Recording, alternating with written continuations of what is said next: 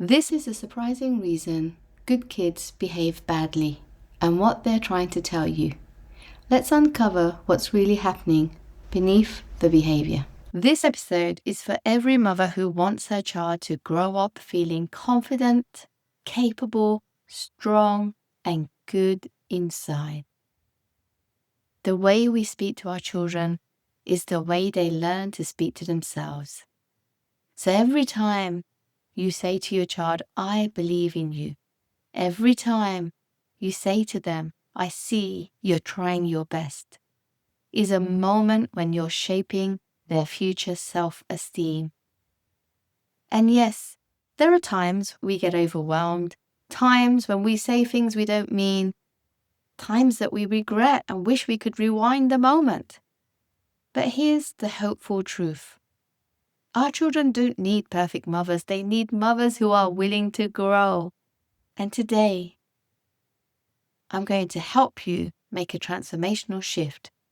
This happens when you choose curiosity over judgment. Because when you become curious about what's underneath the behavior, you show your child that I know you are good inside. I understand you and I am here for you. You are loved even when you struggle. And that there builds a lifelong foundation of confidence.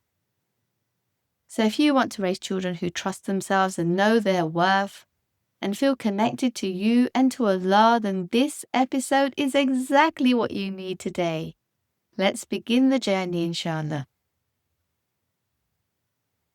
Welcome to the Happy Home podcast, where we help Muslim mothers create success and happiness in their personal, professional and family life and raise their children as happy, pious and productive Muslims. My name is Sayed-Hossen and I am your host and the founder of the Happy Home Institute. So we're talking about making a shift that will completely transform your child's self-esteem and confidence.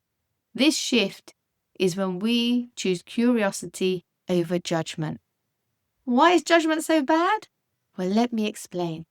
As mothers, we want the best in our children, right? And often we see the worst side in them. Like with us, they are free to be who they are.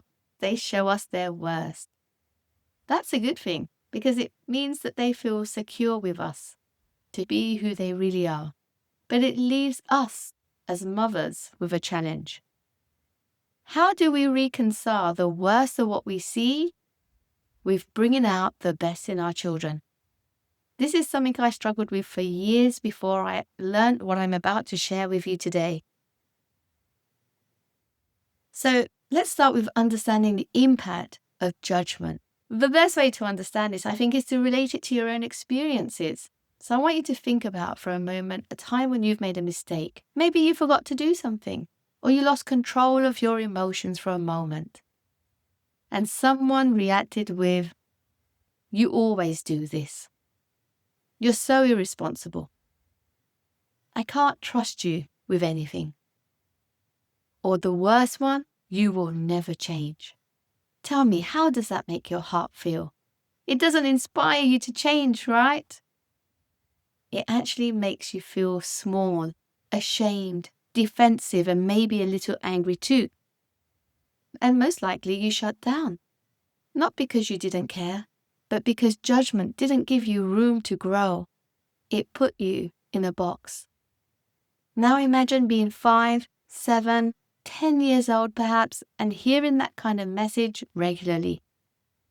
Children don't have the emotional maturity to separate I did something wrong from I am something wrong.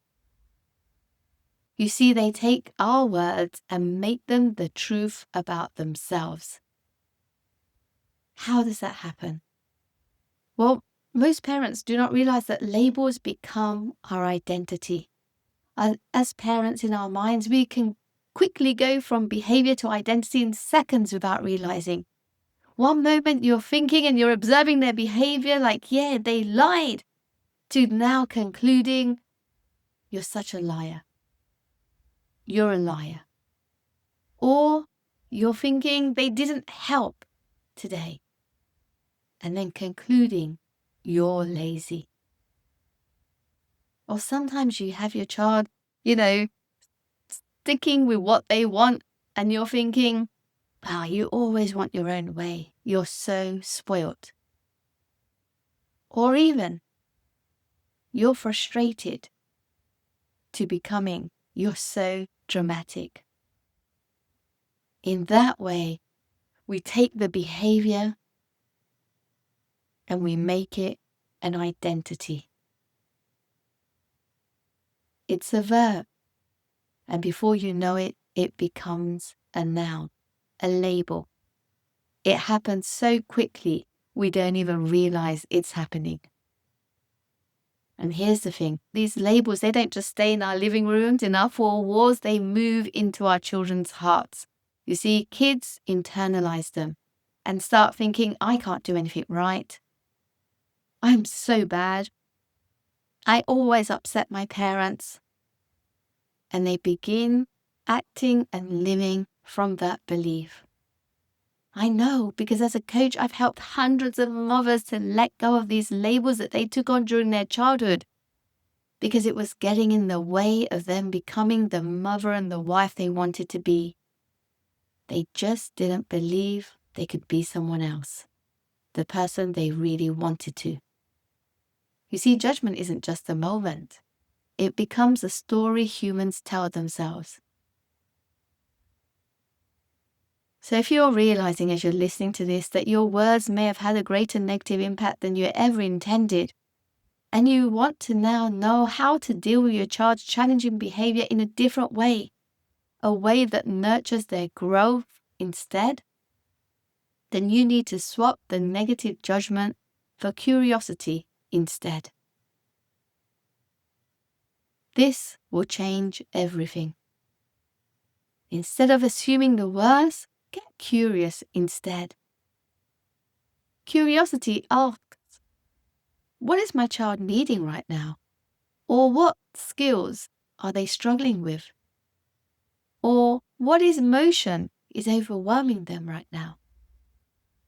Or what fear is sitting under this behavior? Because your child isn't waking up thinking, how can I annoy my mum today? Or how can I disrespect my dad? They're simply responding to the thoughts and feelings that they don't understand. And they don't know how to communicate or explain what they need. Even as adults, it's really hard to navigate huge emotions and to keep your behavior under control in those moments.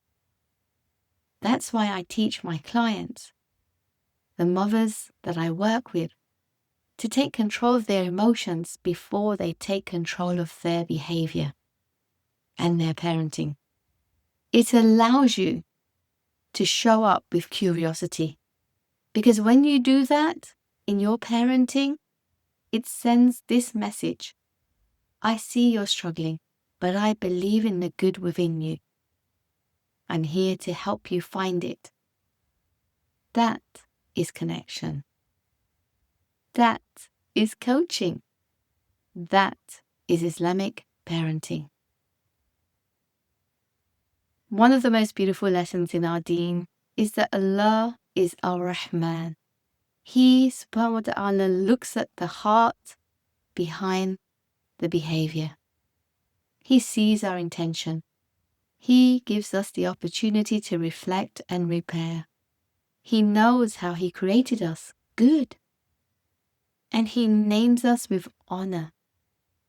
The honor of being Allah's abdi, my servant, not liar or failure. And the Prophet ﷺ guided with such gentleness.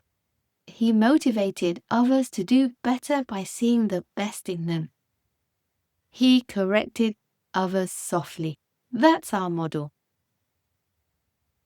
And yes, our children do wrong. We're not ignoring their behavior. Absolutely not.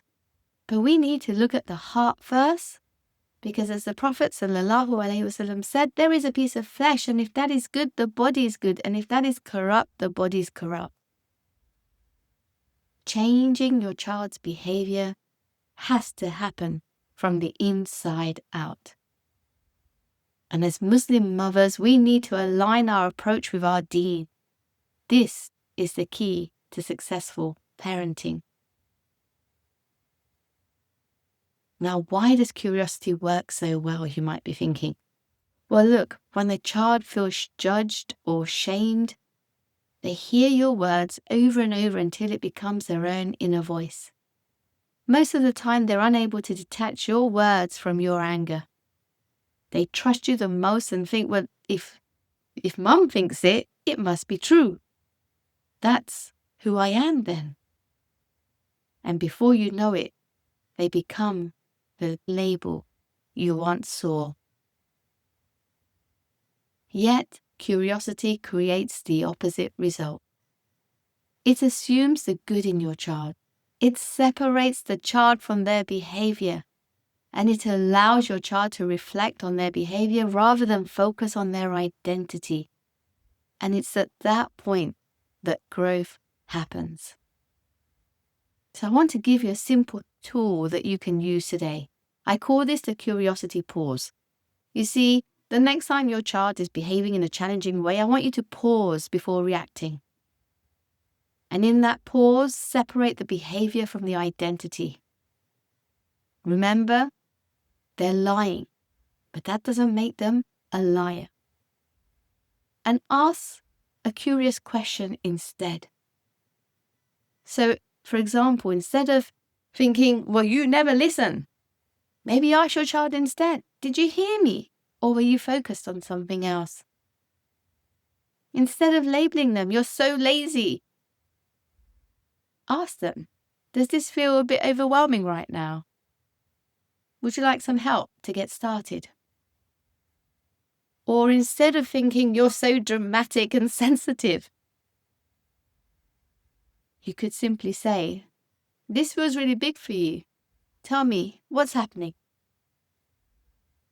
This one shift in your mind will change your approach with your child, allowing them to overcome their challenges, get the help they need from you, instead of cementing an identity that neither you or they want. And to help you practice this, I've actually created a simple downloadable worksheet for you to use this week. Because in it will help you identify your biggest trigger moments, the labels that come up automatically for you by default, the real needs underneath your child's behavior, and questions you can use when curiosity feels difficult for you. And you can download it in the link below. And if you're listening to this while driving or cooking, don't worry, come back to this, listen to it again, because small changes will result in big connection. And this worksheet will inshallah guide you step by step. Now, as we end, I want you to remember our children do not need perfect mothers. They need mothers who are willing to grow. And today you've been given a powerful mindset shift that when you apply it, it will help your child to flourish, inshallah. And if you've loved this and you want to go deeper into the parenting Muslim mindsets that I share with my clients, and you want to become the mom that you know you really are, then I'd like to invite you to come and join my free 4-week parenting training that's about to start. You can sign up at happyhomecoaching.com/training. I look forward to seeing you soon. And please like and share this to mothers that need to hear it too. Assalamu alaikum wa rahmatullahi wa barakatuh.